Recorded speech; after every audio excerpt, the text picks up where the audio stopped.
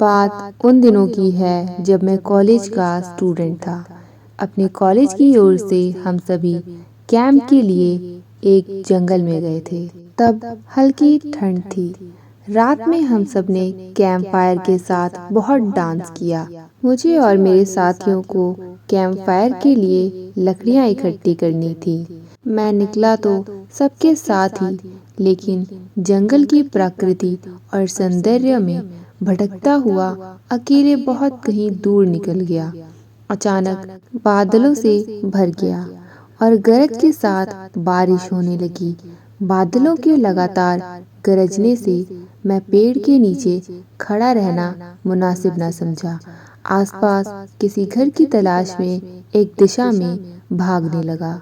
मुझे कुछ ही दूर पर एक लाल ईंटों से भरी शानदार बिल्डिंग नजर आई। बिल्डिंग रोशनी से पूरी नहाई हुई थी और उसमें ढेर सारे लोग हैं, ऐसा दूर से ही लग रहा था। मैं तेजी से भागते हुए उस बिल्डिंग में जा घुसा और सामने से आती हुई एक खूबसूरत नर्स से टकराते टकराते बचा। नर्स ने मुझे घूर कर देखते हुए कहा, बहुत अधिक भीग गए हो, सर्दी लग जाएगी। उधर बाई और एक स्टोर रूम है, वहां जाकर जो भी मिले उससे कहना। सिस्टर जूलिया ने दूसरे सूखे और साफ कपड़े मुझे देने को कहा है। वह तुम्हें कपड़े दे देगा।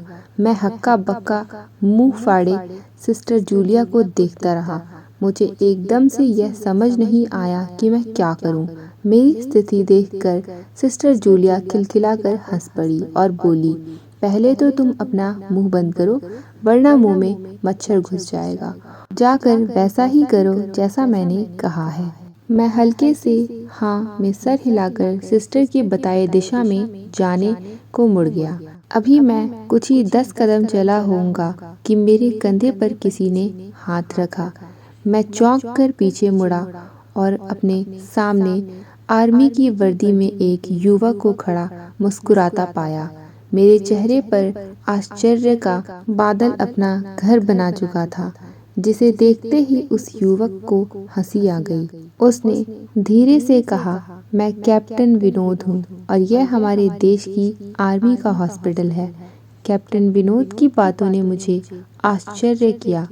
मैं अब धीरे धीरे सामान्य हो गया और मैंने कैप्टन विनोद को सिस्टर जूलिया की कही बात बताई। सुनकर कैप्टन विनोद के चेहरे पर रहस्यमयी मुस्कान फैल गई और वह बोले, तो तुम सिस्टर जूलिया से भी मिल चुके हो? जी। क्या मतलब है आपका? कुछ नहीं, चलो मैं तुम्हें कुछ सूखे कपड़े देता हूँ, चेंज कर लो, नहीं तो सच में सर्दी लग जाएगी। और मैं कैप्टन विनोद के पीछे पीछे एक बड़े से कमरे में पहुंच गया। कमरे की चारों ओर हरे रंग के पर्दे लगे हुए थे। एक ओर एक बड़ा सा बेड पड़ा हुआ था और उसके सामने एक सोफा था। बीच में एक टेबल था जिस पर 2 ग्लास रखे हुए थे और एक ब्रांडी की बोतल रखी हुई थी। कमरे के एक कोने में एक बड़ी सी अलमारी थी, जिसमें से कैप्टन विनोद ने एक आसमानी रंग का कुर्ता पजामा निकाल कर मुझे दिया और कमरे से लगे बाथरूम की ओर इशारा किया।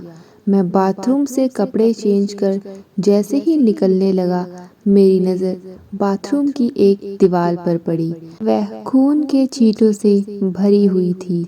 यह देखकर मैं घबरा गया और जल्दी से बाहर निकलने को मुड़ा कि बाथरूम में लगे आईने ने खुद को ही देखकर मैं चौंक गया।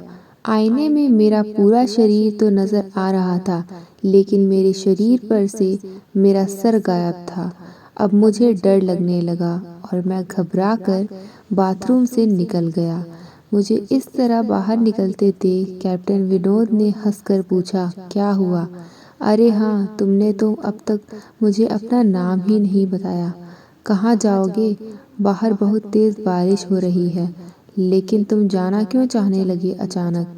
यह मैं समझ नहीं पा रहा। कैप्टन विनोद, आपकी बाथरूम की एक दीवार पूरी खून के छींटों से भरी हुई है और आपके बाथरूम में लगा आईना भी कुछ अजीब सा है। उसमें मुझे मेरा पूरा शरीर तो दिखाई दे रहा है, लेकिन मेरा सर ही गायब था। मैं अब बिल्कुल भी नहीं रुकूंगा यहाँ। बारिश में ही भीगता हुआ अपने कैंप तक जाऊंगा। कहते हुए मैं कमरे से बाहर जाने वाले दरवाजे की ओर बढ़ा। रुको! तभी कैप्टन विनोद की कड़कती आवाज़ गूंजी। तो तुमने सब कुछ देख ही लिया? जी, क्या मतलब है आपका? मेरी आवाज़ में डर भर गया था। मतलब चाहे जो हो, तुम तब तक यहाँ से नहीं जा सकते जब तक मैं तुम्हें कुछ बता ना दूँ। कि क्या बताना चाहते हैं आप? जो आज तक कोई ना जान सका। जो आज तक कोई ना जान सका, वह मैं जानकर क्या करूँगा? प्लीज़ अब मुझे जाने दें। मैं डर से रुआंसा हो गया। नहीं, बिल्कुल भी नहीं। और तुम्हें मुझसे डरने की भी कोई ज़रूरत नहीं है। सैनिक सबकी रक्षा के लिए होते हैं। मैं भी तुम्हारी सुरक्षा ही कर रहा हूँ। कैप्टन विनोद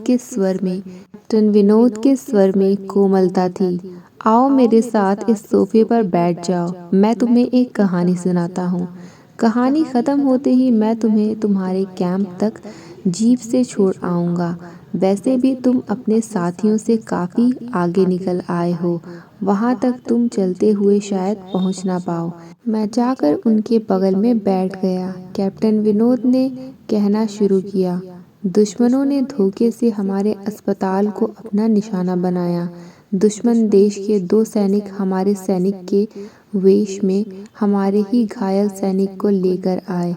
वह घायल था और हमारे देश की सेना ने उसे बहुत ढूंढा लेकिन नहीं मिला था। शायद साजिश के तहत उसे घायल होते ही घुसपैठियों ने कहीं छुपा दिया था। अचानक अपने खोए सैनिक को अपने हॉस्पिटल में पाकर सभी खुश हो गए और बिना किसी जांच पड़ताल किए हॉस्पिटल के गेस्ट रूम में घायल को लेकर आने वाले पेशधारियों को ठहरने की इजाज़त दे दी गई। अभी उस सैनिक का इलाज चल ही रहा था कि जोरों का ब्लास्ट हुआ और पूरा हॉस्पिटल एक पल में खंडहर में तब्दील हो गया। लेकिन हॉस्पिटल तो अपनी शानदार स्थिति में खड़ा है। मेरी बातों को अनसुना कर कैप्टन विनोद ने अपनी बात जारी रखी। कोई नहीं बचा उस ब्लास्ट में। दीवार पर पड़े खून के छींटे भी उसी ब्लास्ट में मारे गए हॉस्पिटल के कर्मचारियों के हैं। हाँ, पर यह हॉस्पिटल तो मुझे खंडहर नहीं दिखता। जवाब में कैप्टन विनोद के चेहरे पर रहस्य भरी मुस्कान फैल गई और उनका चेहरा अजीब से स्वभाव में भर गया। मैं उनका चेहरा को देखकर अंदर ही अंदर दहल गया। फिर भी मैंने हिम्मत कर पूछा, आप उस ब्लास्ट में बच कैसे गए?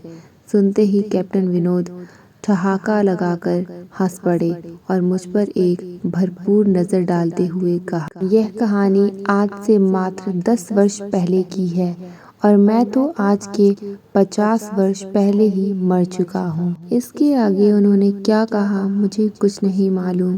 चेहरे पर गीलेपन का एहसास जब काफ़ी हुआ तो मैं जैसे नींद से जागा। मुझे घेरे हुए मेरे सभी सहपाठी और टीचर खड़े थे। मेरे आँख खोलते ही मेरे सर ने कहा, थैंक गॉड तुम्हें होश आ गया। तो क्या मैं बेहोश था? हाँ। तुम जंगल में जाने कहाँ भटक गए थे। जब सभी लौट आए और तुम नहीं आए तो हम सभी मिलकर तुम्हें ढूंढने निकले। काफ़ी दूर जाने के बाद हमने एक जीप आती दिखाई दी जिसमें एक आर्मी मैन तुम्हें पीछे की सीट पर सुलाए हुए हमारे कैंप को ढूंढते हुए आ रहा था। उन्होंने हम सबको भी अपनी जीप पर बिठाया और कैंप तक छोड़ा। हमने उन्हें काफ़ी रोकने की कोशिश की लेकिन वह यह कहते हुए चले गए कि अभी नहीं रुक सकता, एक ज़रूरी काम है। जब हमने तुम्हारे बेहोश हो जाने और उन तक तुम्हारे पहुंचने के बारे में पूछा तो बोले, सोमेश ही बताएगा और जो भी बताएगा वह सब असल सच होगा। सबकी उत्सुक निगाहें अपनी ओर लगी देख मैंने धीरे स्वर में पूछा, क्या उनका नाम कैप्टन विनोद था? सर ने हाँ में सर हिलाया। मैंने सबको उधर चलने को कहा जिधर से सब ने जीप आती देखी थी। पहले तो सर तैयार नहीं हुए लेकिन मेरे बहुत कहने पर वे राजी हो गए। सुबह होते ही हम उधर की ओर गए। मैं उस जगह पर पहुंचकर गहरे आश्चर्य में डूब गया। वहां एक अधजला खंडहर था जिसके एक टूटे पत्थर पर लिखा था आर्मी हॉस्पिटल।